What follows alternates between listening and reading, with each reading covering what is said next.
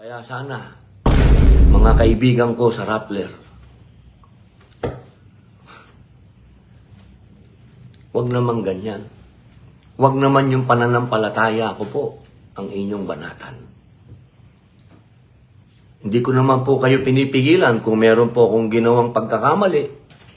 Banatan nyo ako kahit magkakaibigan tayo. Pero pagdating po sa pananampalataya namin, Allahu Akbar, nagpapakamatay po kami. Ayan na nga ho mga update, ito na po ang ating pag-usapan ngayon kung saan mga ka-update nagsalita ho si Senator Robin Padilla patungkol ho dito sa pinost ng Rappler. Ito po kasi mga ka-update, nakakagulat lang din po itong pinost na picture nga nitong Rappler patungkol kay Senator Robin Padilla. Ayan po, makikita naman po natin na parang naka-middle finger Tapos talagang hindi lang parang mga update. Kasi dito nga sa sinabi ng Rappler, ayan po, basahin na lang po natin During the opening of the Senate plenary session on September 8, 2025, Senator Robin Padilla flashed his middle finger. O ano po ba ang pinapakita nila dyan?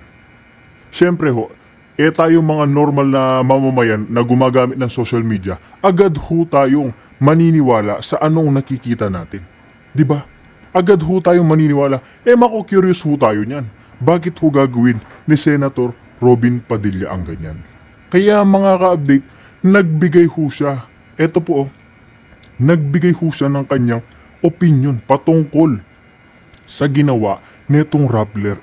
Meron pa po kasi mga ibang litrato mga ka-update na lumabas ngayon sa media na ibang anggulo.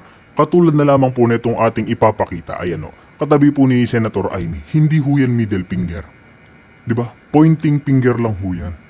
Kaya mga ka-update, dismayad ho itong si Senator Robin Padilla sa naging aksyon nitong Rappler. Tinuturin ho niyang kaibigan ang Rappler pero ano po ang ginaganti sa kanya? Diba? Sinabihan po ba naman ng nag-flash ng middle finger? Tama ho ba yun? Mga ka-update, tama ho ba yung ginagawa nitong Rappler para lang may maibalita, may maipakita sa media o sa taong bayan? Diba, hindi ho tama yung ganyan mga aksyon.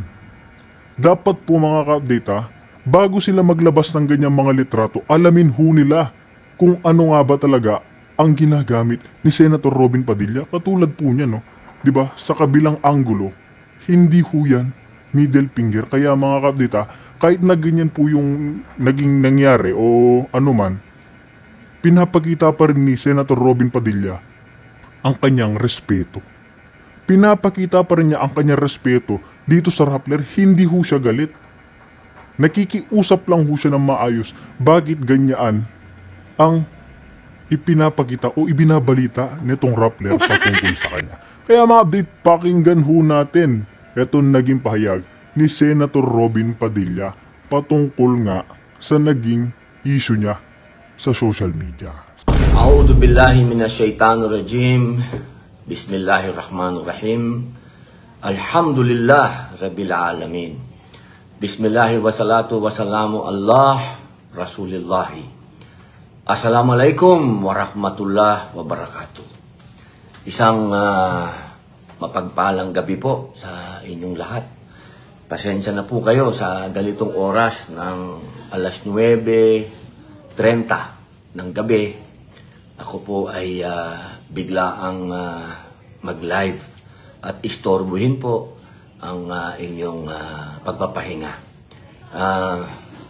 Ang totoo po niyan, umaapaw po ang kaligayahan sa puso ko sa oras na ito sapagkat sa amin pong mga Muslim, kapag ka ang pananampalataya mo ang binabatikos at ikaw ay minamaliit at ikaw ay inaalipusta ng dahil sa pananampalataya mo, ikaw po ay ginagantimpalaan ng Panginoong Allah. Ito pong nangyayari ngayon, nagulat po ako. Isa pong napakalaking para po sa akin, pagsubok po ito sa aking pananampalataya. At isang bagay po ito na kapag ito ay napaglabanan ko ng tama, ako po ay bibigyan ng gantimpala ng Allah. Alhamdulillah. Kasi po ngayon, pagdating ko po sa bahay, ang akin pong may bahay ay siya po ay may kalungkutan. Siya po ay nababahala sapagkat naglabas po ng isang news ang Rappler. Ito pong Rappler ay sa matagal na panahon, naging kaibigan ko po itong mga ito eh. Hindi ko po malaman kung bakit po sila gumawa ng ganito na article. Sabi po dito Senator Padilla's dirty finger. Allahu Akbar. Sabi po dito, during the opening of the Senate plenary session on September 8, 2025, Senator Robin Padilla flashed his middle finger, Allahu Akbar, a vulgar gesture, while making it appear he is just placing his right hand to his left chest while singing the Philippine national anthem. Allahu Akbar. It was during that plenary session where Senator Chis Escudero, whom Padilla and other Duterte allies supported, was ousted as Senate President. Allahu Akbar, Allahu Akbar, Allahu Akbar. A'udhu billahi minasyaitanir rajim. Ayan po ang nilabas ng Rappler na itunuring po nating kaibigan. Alam niyo po, kung ako po ay may pagkakamali, dapat lang kahit magkakaibigan kayo ay banatan ka. Gawang ka ng issue. Pero ito pong ganap na ito, hindi po nangyari ito. Meron pong larawan na tunay kung ano po yung ating ginagawang kalima. Gusto ko pong iparating sa inyong lahat. Ito po ay banal sa aming mga Muslim. Banal po ito. Sapagkat ito po ang ibig sabihin po nito. La ilaha illallah. Ibig sabihin, walang ibang Diyos na dapat sambahin maliban sa Allah. Ito po ang pundasyon ng aming pananampalataya. Dito po nakasalalay ang aming pag-ibig, paggalang, pagsunod sa Panginoong Allah. Hindi po namin pwedeng gawing kabastusan po ito. Magpapakamatay na lang po ako kung gagawin ko yun. Hinihingi ko po na wag po na sana natin itong gawing kalokohan. Dahil ito po ang pundasyon ng lahat ng pananampalataya ng Muslim. Ibig pong sabihin po nito, pag nilagay namin dito, Diyos ang una. Panginoong Allah ang una sa lahat. Kaya po, pag kumakanta po ng lupang hinirang, kaya po yan nakalagay dito. Tunay na mahal namin ang bansang Pilipinas. Tunay po yan. Pero una, ang Panginoong Allah. Iyan po ay mababasa din po natin yan sa konstitusyon natin. Una, ang Panginoong Diyos. Kaya sana, mga kaibigan ko sa Rappler, wag naman ganyan. Wag naman yung pananampalataya ko po ang inyong banatan. Hindi ko naman po kayo pinipigilan kung meron po akong ginawang pagkakamali. Banatan nyo ako kahit magkakaibigan tayo. Pero pagdating po sa pananampalataya namin, Allahu Akbar, nagpapakamatay po kami para sa pananampalataya namin. Handa po namin ibigay ang buhay namin sa Allah. Allahu Akbar. Allahu Akbar, Allahu Akbar, Allahu Akbar.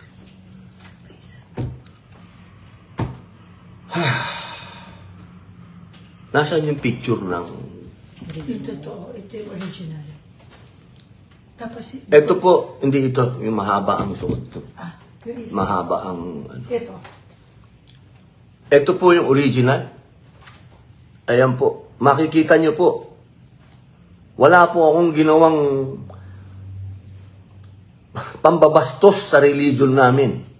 At wala din po akong ginawang pambabastos sa ating watawat. Wala po.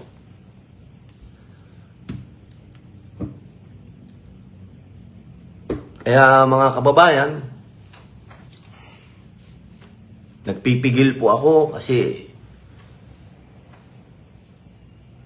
ang sabi ng Allah, ang sabi ng Rasul, pag inaapi ka at ikaw ay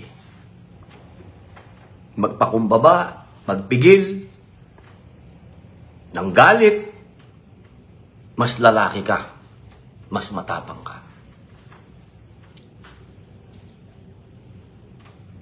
Hindi ko po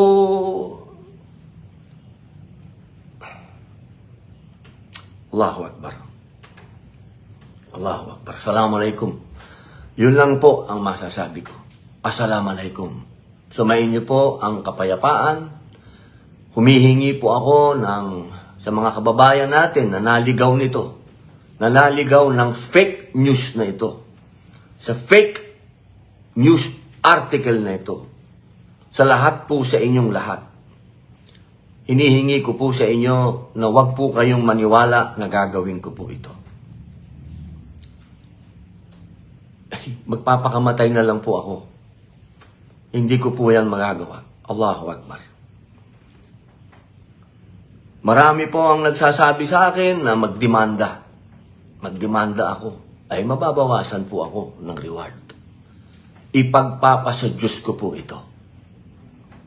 Dahil sa aming pananampalataya, ang ibibigay mo sa Allah, siya po ang magbigay sa akin ng gantimpala at bahala na po sa inyo ang Allah. Yun lamang po. Ayun na nga mga update, no? Nagbigay na po talaga ng magandang mensahe si Senator Robin Padilla. Nakita po natin kung in-explain niya kung bakit ito yung gamit niya na noong nananampalataya o kumakanta ng lupang hinirang. Diyan, sinabi nga ho niya na banal ho ang ibig sabihin ng pointing finger sa kanila. At hindi lang po yun mga update. Ang simbolo daw po nito ay pag-ibig at paggalang. Kaya mga ka-update, seryoso ho ang pananampalataya ni Senator Robin Padilla sa kanyang pinaniniwalaan kay Allah na nire-respeto ho natin yan mga ka-update. Di ba, sinabi na rin po niya na dapat magdemanda nga daw. Marami pong nagsasabi sa kanya na magdemanda raw dito sa Rappler pero hindi niya ho ginawa. Ipagsasa Diyos niya na lamang daw. Kaya mga update, makikita ho natin na matindi pa rin ang respeto ni Senator Robin at ang kanyang kabaitan. Ngayon mga update, isunod naman po natin itong mga aligasyon ni Ping Lacson dito kay Senator Jinggoy Estrada na meron daw mga update nag-abot ng pera. Dito po, pakinggan na rin ho natin itong si Pampilo Lacson sa kanyang mga aligasyon na hindi pa na talaga sigurado kung totoo nga ba mga update o ano. Dala umano ang kickback sa isang ng pagpunta umano ng isang kinatawan ng WJ Construction sa Senado noong August 19. Ang nasabing construction company ang inilutang ni dating Bulacan District Engineer Bryce Hernandez na nagde-deliver umano ng kickback sa isang Beng Ramos para umano kay Senador Jinggoy Estrada. As we speak, meron kaming video footage ng CCTV footage na dumalaw dito talaga yung WJ. Ang pangalan niya Mina, no? Ipapatawag namin yon. Kasi tatanungin namin, although may idea kami kung saan siya nagpunta rito, kaninong opisina ang dinalaw niya, pero ipapatawag namin para malaman natin kung kanino siya nagpunta, kaninong office at sino yung kinausap niya, para maliwanag whether or not staff ng Blue Ribbon yung pinuntahan o legislator yung pinuntahan, edi magpaliwanag yung kapwa senador. Nauna nang itinanggi ni Estrada na may staff siyang nagngangalang Beng Ramos. Pero may kapangalan daw ito na staff ng Blue Ribbon Committee. Dahil dito, sinabi ni Lacson, kailangan ng internal cleansing ng Blue Ribbon. Inilipat na raw ang nasabing casual employee sa isang departamento ani Lacson. Inimbestigahan siya actually ngayon. Meron siyang parang explanation at napag-explain siya ng legal ng Senate. Wala pa akong update. Pero yun ang huling usap namin ni Secretary General, Secretary Bantog. For humanitarian reasons, sabi ko, medyo dahan-dahan din tayo. Ang aligasyon ni Hernandez, 355 million pesos ang dinownload na proyekto ni Estrada sa Bulacan. Nang tanongin noon si Estrada ukol dito. Wala kayong tatandaan na paano I don't know. Sa dami ng mga mayors, mga governors, mga konsehal na humihingi sa akin ng mga project, lahat pinaubaya ko na lang. Binibigay ko na lang sa mga staff ko para sila nang magbigay sa mga mayors. Ang 355 million pesos na halaga ng proyekto na isiningit sa 2025 national budget para sa Bulacan, natukoy na raw nila Lacson. Pinacheck ko agad sa General Appropriations Act kung meron bang insertion na nagkakahalaga ng 355 million pesos na intended para sa Bulacan. And we found one. Meron talaga insertion na wala sa House version pero lumabas ito do sa after BICAM. Ayan nga ho mga update. Kung totoo man nga itong mga aligasyon kay Senator Jingo Estrada, hindi ho natin siya kakampihan, diba? Pero kung wala naman pong katuturan at hindi tumama itong mga aligasyon nila sa kanya, dapat pong magbayad din ng mga ito ng pagdadakdak sa kanya ng mga fake news. Kaya mga bita, pakinggan lang din natin ang mangyayari o ang magiging opinion ni Senator Jinggoy patungkol na naman sa panibagong isyung idinadawit sa kanya. So maliwanag na either sa Senate version or sa BICAM yun na insert. May proyekto na nga raw na na-award mula sa nasabing pondo nitong Mayo lang. My teams are checking kung ano yung status ng mga at least 5 projects na yon na hindi pa namin alam yung amount. Madali makita yon kasi nasa website naman ng DPWH. At titingnan namin sa ground ano yung status. Sa gitna ng akusasyon ni Hernandez, iginiit ni Lacson na walang sasantuhin ng Blue Ribbon. Sabi niya, masagasaan na kung sino man ang masasagasaan. Kung may pagtatakpan pa daw, bakit pa daw kailangan pang mag-imbestiga? Kinokonsidera na raw ng Blue Ribbon na ipatawag ang dating pinuno ng Senate Finance Committee na si dating Senador Grace Poe. Interparliamentary courtesy, si Senator Grace Poe, para ma-identify kung saan o kung sino yung nag-insert ng 355 billion na yun. Kasi established na natin na sa either sa Senate version or sa bicameral, sa BICAM, lumabas bigla yung, kasi wala sa NEP, wala rin sa GAB o sa House GAB. Ano? Pagdating naman sa mga proyekto noong Duterte administration, pwede raw nilang tanungin si Senador Mark Villar na nooy kalihim ng DPWH. Si Senator Villar could be a very good resource person, at the same time, member of the panel.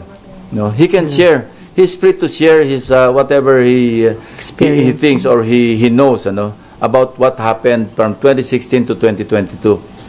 At sinasabi ko sabihin ko lang sa inyo, yung kung sa nakita ko, very, very, very active ang bank accounts ng Diskaya couple simula noong 2015, 2016, tapos naging active uling sobra 2025. Aminado si Senador Ping Lacson, walang record na mga kasama ang posibleng nagsingit ng mga items sa 2025 national budget. Okay, so good day taong bayan, at ngayon po papag-usapan natin tong pinaka-recent decision ng pretrial chamber sa kaso po sa ICC case ni FPRRD. Okay, so yung decision po nila is pinospone po nila yung confirmation of charges hearing which was supposedly to be held on September 23, 2025. So this is just a 5-pager decision, but I will be explaining it po in as much detail detail as possible. So magbe-break po muna tayo from flood control videos kasi medyo madami na po tayong nagawa dyan. So kung gusto po nyo ng flood control, isearch nyo na lang po sa channel ko. Madami-dami na po yun yung nandun. Okay? But for today, FPRRD case po muna tayo. Okay? Ngayon, start po tayo sa discussion.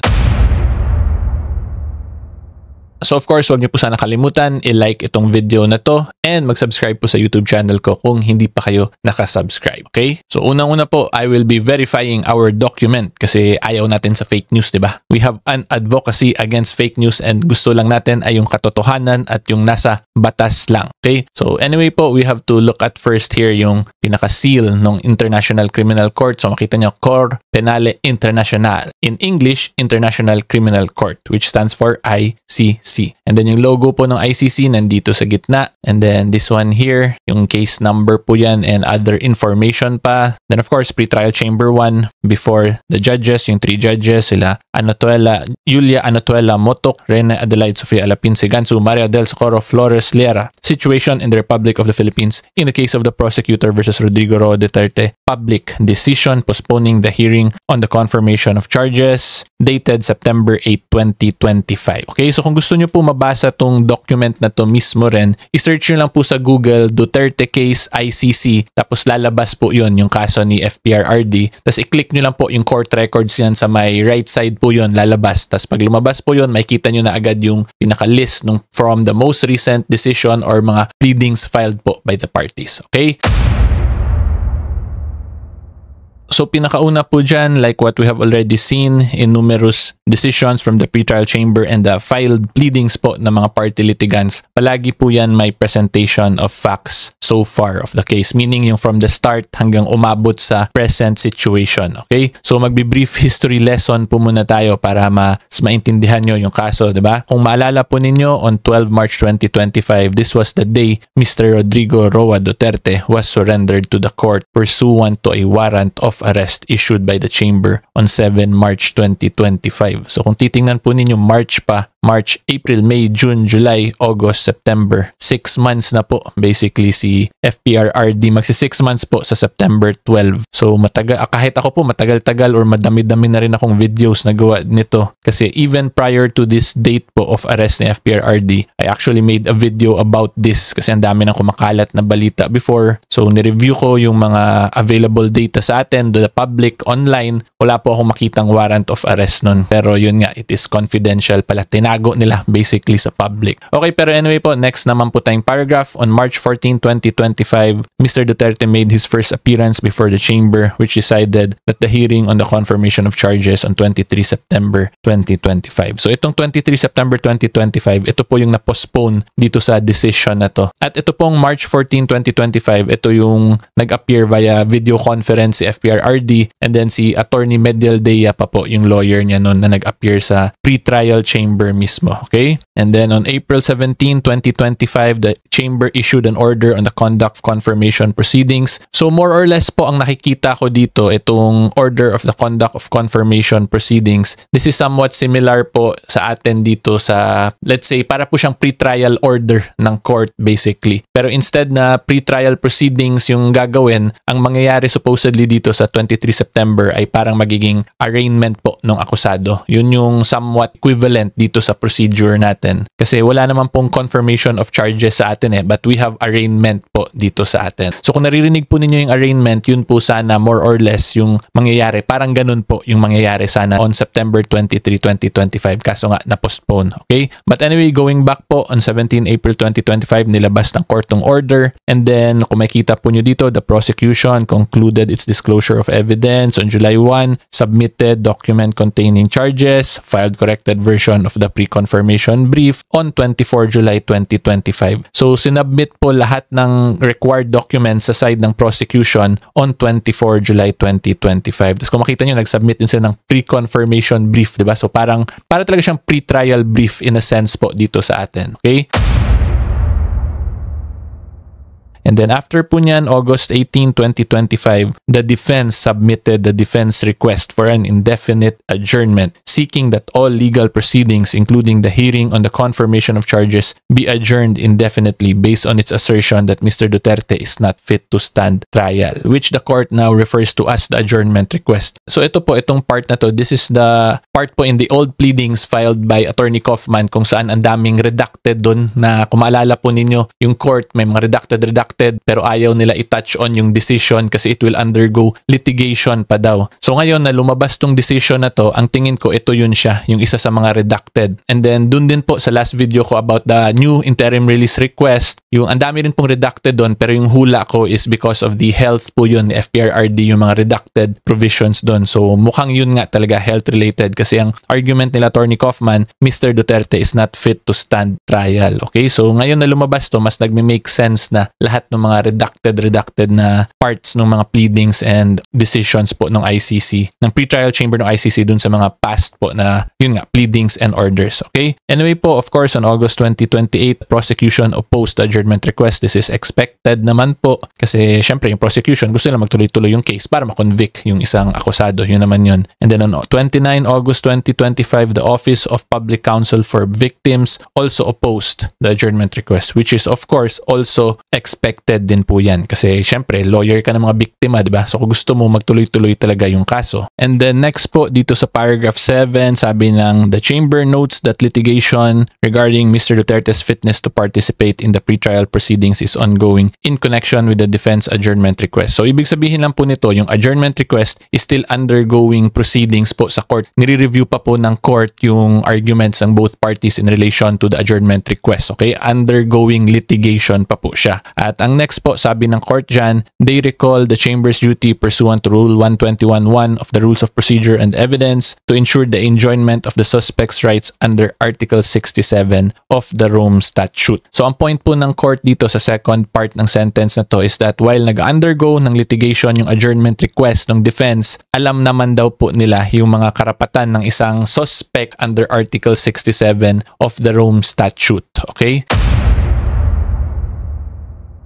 And then ito naman po yung sa paragraph 8, dito diniscuss ng majority. When you say majority dito, ito yung 2 out of 3 dun sa mga judges ng pretrial chamber. Diniscuss po nila yung limitation lang ng postponement. Okay, so basahin po muna natin. In accordance with the chamber's duty to ensure the fair and expeditious conduct of the proceedings, the above-mentioned postponement will be limited to the time strictly necessary to determine whether Mr. Duterte is fit to follow and participate in the pretrial proceedings, including the confirmation of charges hearing and to adjudicate the adjournment request. So yung postponement po, itong current postponement na ginawa ng pretrial chamber is limited lang until madesisyonan yung issue na whether or not fit to participate si FPRRD sa pretrial and all other hearings pa. So yung magandang question actually dito sa paragraph na to, ano ang mangyayari kung let's say ang maging decision or yung lalabas sa findings is that FPRRD is not fit to participate? Will the case still proceed ba? Or madidismiss na yung case? Or gagrantan ba siya nung interim release? So binago ko na po yung pronunciation.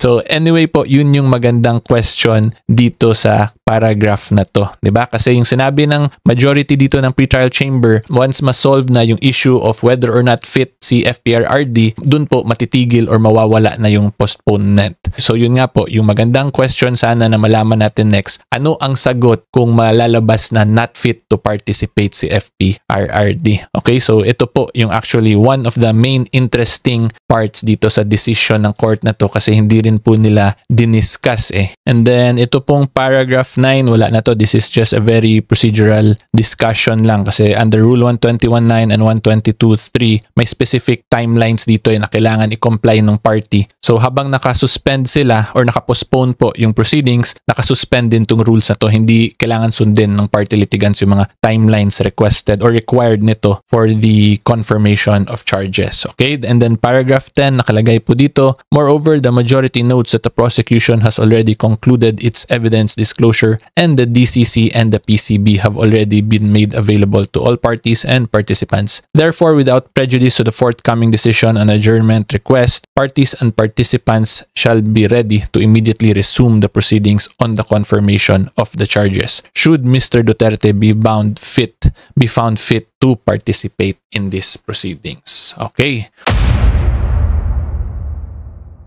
So, ang una pong interesting question dito is bakit pinospone ng pretrial chamber yung proceedings until madesisyonan yung issue na whether or not fit to stand trial po ba si FPRRD. Okay? And the reason po kung bakit pinospone because of that issue ng pretrial chamber is more or less because po pag lumabas kasing hindi fit for trial si FPRRD, kailangan nila i-grant yung adjournment request. Okay? And the reason being kung bakit kailangan i-grant yung adjournment request kung hindi fit for trial ang isang akusado because hindi po makaka-participate ng maayos yung akusado pag hindi siya fit for trial. Okay? Therefore, pag hindi po makaparticipate ng maayos ang isang akusado, that will now affect the rights of an accused. Okay? So, pag maapektuhan yung rights ng akusado, edi magkaka-issue dun sa full proceedings kasi pwede ngayon or pwede i-argue later on ng defense na nag-proceed sila despite the accused not being fit. So, na-violate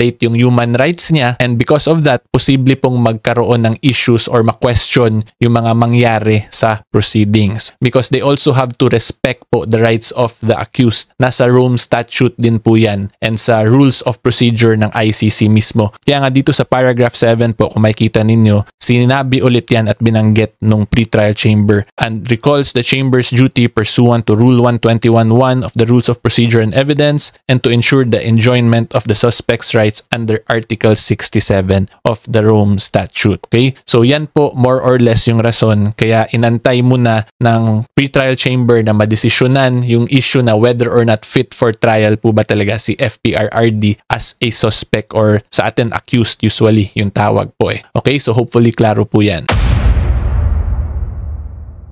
So ang sagot po dyan, hindi po madidismiss naman yung kaso because ang mangyari lang doon, antayin lang ng court na maging fit for trial si FPRRD. And that scenario lang po, ang mangyayari more or less is igagrant lang tong adjournment request ng defense, 'di ba? So yung adjournment po will be until the time that FPRRD will be fit for trial. Okay? So again, tandaan po ninyo, this is a scenario po kung saan ma-declare as not fit for trial si FPRRD. At yung kagandahan po niyan kung mag-grant yung adjournment request, of course, hindi po nila pwede i-unreasonably detain si FPRRD as an accused while he is waiting to become fit for trial. So in other words, ang point ko po dyan, baka po ngayon mag-grant din yung interim release ni FPRRD na request. So more or less yan po yan yung legal theory behind this. Okay? Kasi related po yung adjournment request and postponement and yung interim release na pag-grant. Okay? So